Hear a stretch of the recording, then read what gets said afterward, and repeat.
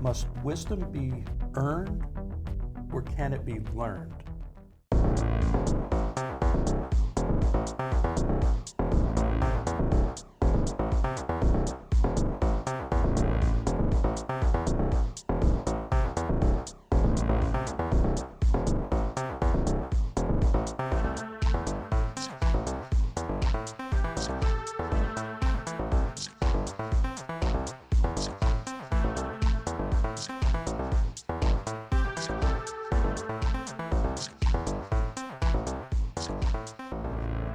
Guys, thank you for joining me today.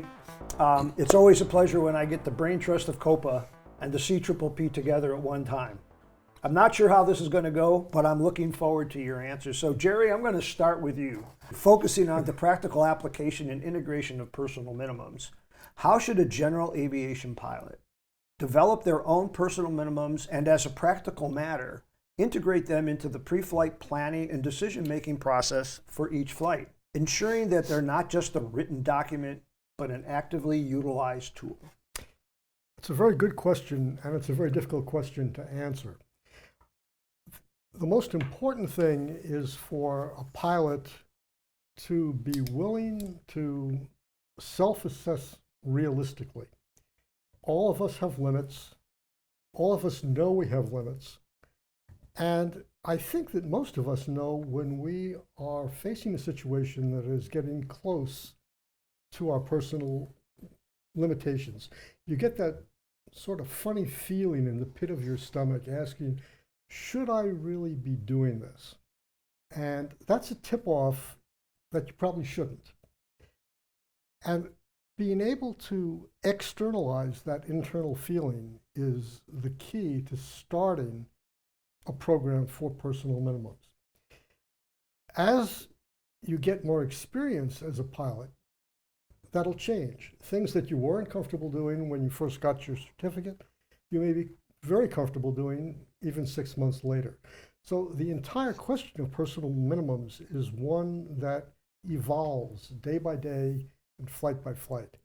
But I think the keystone is for all pilots to recognize at the onset that flying is inherently risky and that they need to step back from a flight if it makes them uncomfortable. Thank you. Brian, what are your thoughts?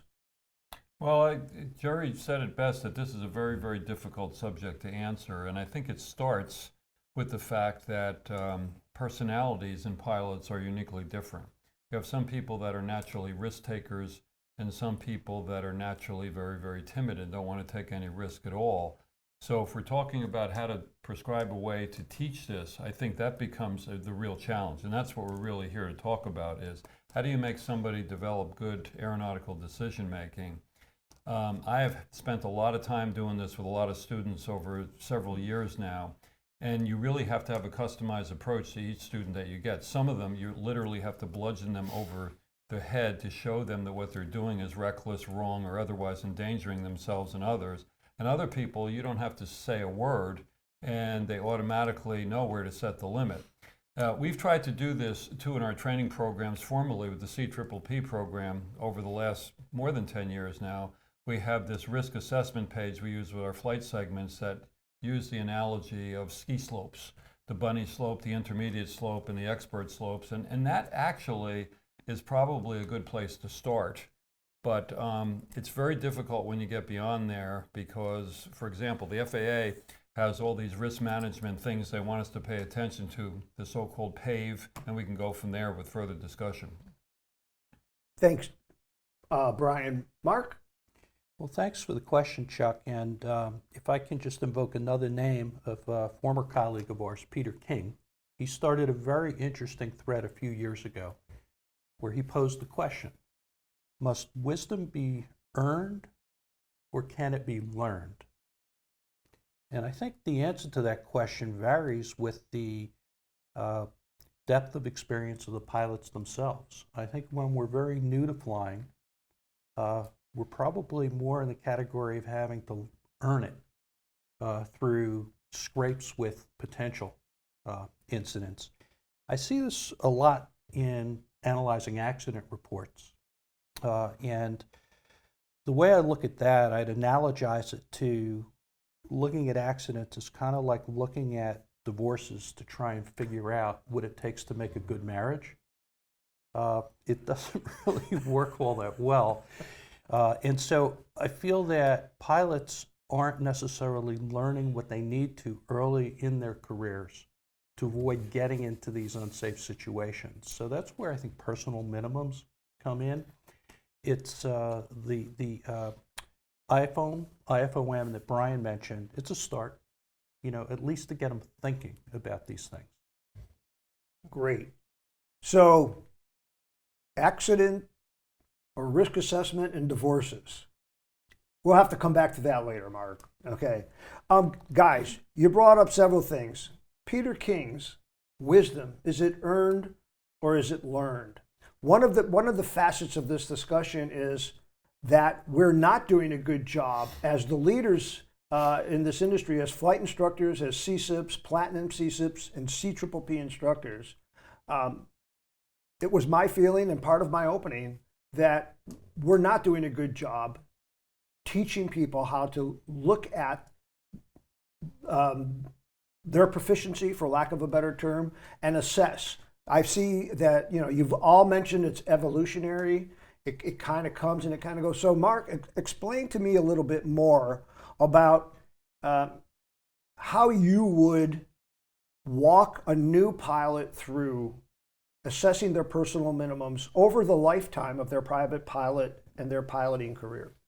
Okay, well, I'll give you an example starting with the IFOM, just by way of example. So if you look at the IFR criteria, they focus on the length of time you've been flying. To get to that black diamond slope level, you need to be flying at least 5 years. It looks at total time and recency of experience over the last 90 days. Requires a minimum of 25 hours flying in the IFR system. Okay, if you look at that, look at the number of approaches, etc., that's a lot of flying. That's flying IFR at least once or twice a week, which most of us don't do. And last, it looks at avionics specific training. Have you had it within the last 6 months, and have you been flying more than 100 hours behind avionics? I can point to 2 fatal accidents in recent years where the pilots were flying new to them avionics in low IFR conditions at night and just stacking risk upon risk upon risk. And had they used even just the simple, straightforward IFOM standard, they would have recognized that was a bad idea. So I'd start with that. I mean, Cirrus has provided that in the IFOM, work through that and then expand on it. Thank you. Brian. Yeah, I started to mention a few minutes ago the way the FAA uses risk management with this PAVE, P-A-V-E. You're supposed to assess before you take off the pilot, the aircraft, the weather, and any external factors. And what we find is that pilots are very, very bad at self-assessment. Oftentimes their significant others or spouses are better to tell them when they should or shouldn't do something. So I think this is a good template to use with the IFOM and these sort of standardized printed personal minimum tables, but it really has to be customized to each individual based on their own personalities and their own sense of what they're doing or not doing correctly. And it can be done. It's just that some people, it requires much more of a push to show them where they shouldn't be going. And in some, it's actually the opposite, because the FAA also talks about the hazardous attitudes that pilots have, one of them being the cocky attitude that I can do anything and get away with it. There's also this sense of certain pilots are so timid that they're afraid to even touch or move the controls for fear that they might break something. And that's the opposite end of that spectrum, where we have to encourage a happy medium between those two as well. But it's a moving target, and as their experience level increases, we can expand that a little bit. If there's one point I can make that I've seen that's a bad idea, is we've had some people in the past set personal limits that they never change. And I think that needs to grow with experience. Thanks, Brian. Jerry, we've got about a minute and a half left. Brian brought up PAVE. Mark and Brian referenced the Cirrus risk assessment tool that's at the beginning of their FOM and published in many of their materials. What could you add to that? Well, I would start someplace totally different. And I think that where aviation training goes wrong is at the very beginning. We have most people who get into flying, their first instructor is someone who wouldn't meet the black diamond standards on the FOM. They're usually low-time pilots who have very limited experience, and they don't bring up the entire concept of risk management with their students. Flight schools don't want students to think that flying is risky because they're afraid of perhaps them dropping out and losing income. I think if we want to change the attitude of pilots towards risk management, you have to start from lesson number one. And before you ever get in the airplane, you need to have a discussion with the instructor, who hopefully will be able to have that discussion with you as to the specific risks that you're about to embark upon in terms of the airplane, how you feel, the length of the runway, the width of the runway, the weather in the area, and so on. And you need to do this with every single flight so that it becomes habituated in the student that this is something that he or she is going to do before they ever get in the airplane.